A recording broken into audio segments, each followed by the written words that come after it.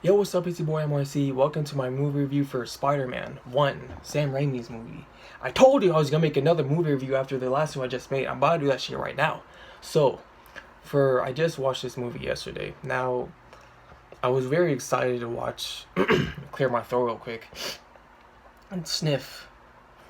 I was very excited to watch Sam Raimi's first Spider-Man film because this is such a classic. It's up there with like Superman the movie, Batman '89. This is X-Men. It's literally legit up there. So it's like this movie is. I've never seen anything like this. Like it's so different from all the other movies, and it's so amazing. Like Spider-Man is. You know, the cast: Tobey Maguire, Kirsten Dunst, James Franco, Willem Dafoe. You have Cliff Robertson for Uncle Ben, rest in peace. You have Rosemary Harris for Aunt May. Like, it's such a great cast. The director Sam Raimi. Like, I love the formula. I love the tone, the kind of style they had with this whole trilogy. You know, this movie is such a classic. You have freaking all these characters. You have all these great casting choices. Like everything this is pitch perfect casting, you know, and it just makes sense that you have all these characters. Like with Peter Parker, with Tobey Maguire's Peter Parker, he has that nerdy look with him that you just want to push around, but unless you're a bully, you won't do it. But just don't bully people. Just don't bully people. There's no point at all. There's legit nothing with that except bad stuff for you. So don't do it. Don't do it. But with him, he gives that nerdy look, the freaking glasses. He just has that nerdy look, and of course, you know that's supposed to be the case. Thing with Toby, Andrew, and Tom. Toby played that, you know, nerd, innocence kind of character, how it is in the comics. Andrew played a realistic, grounded a teenager in the real world. I feel like no one would act like Toby or Tom. They'll mostly be like Andrew. Tom played.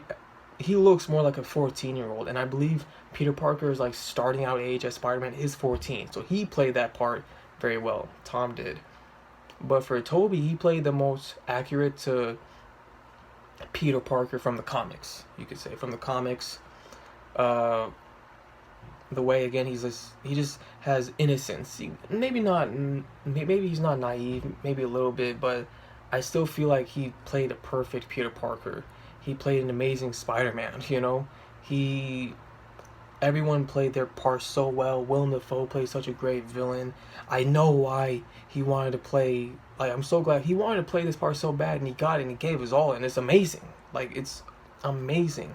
It was amazing to see him No Way Home, but for this movie, it looks beautiful. The presentation is clean, crisp. It looks outstanding. This movie, the music, oh my god. Like, this movie has so many like jaw-dropping moments, sad moments, the Uncle Ben death scene. But here's one thing I love about it. It's the chemistry and the scenes with Peter and MJ. How it starts out with, you know, I like this girl, and they make eye contact. And the thing is with, like, you know, he gets tripped over by some asswipe in the bus, or he's trying to get on the bus and everyone's laughing. Even the freaking bus driver's laughing. Like, what the hell? Come on. So she's the only one to like tell him to stop the bus so he can just get on. And then you have little moments like that. And then the whole thing with the presentation, you know, going from talking a little bit, taking photos. Here we can put this on the school paper, sure thing. Talking a little bit more, he gets his powers, and then you have their moments here and there. She starts to see more of him.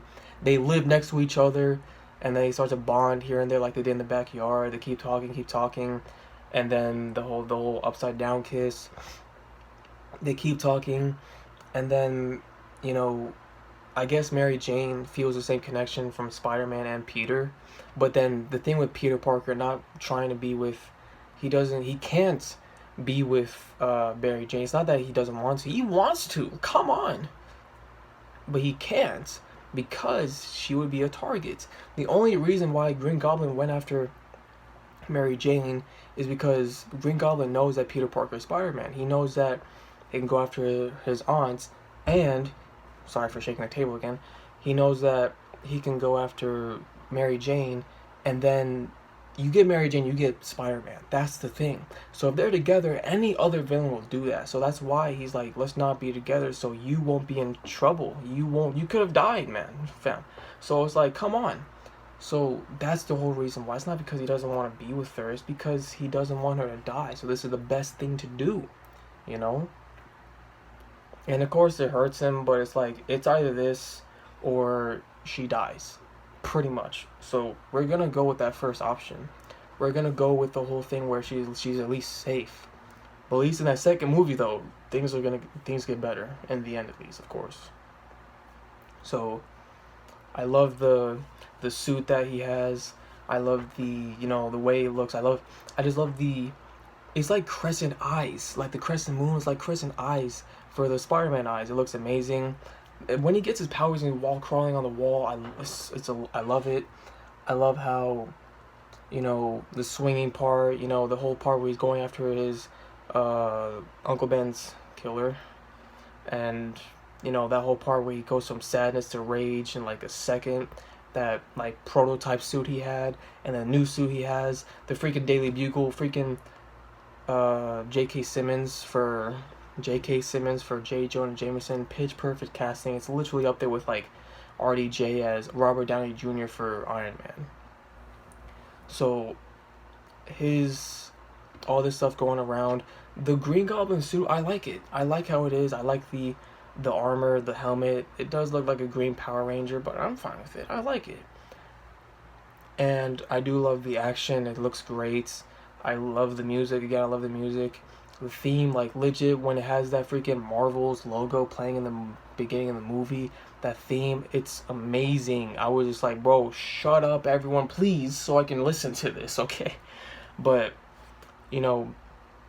apart from that, this movie is beautiful. Like, I'm so glad that Sam Raimi made this. And yes, since he made Evil Dead prior, it has some horror elements here and there, but he knows how to give these movies character, and these movies have characters. They have good characters.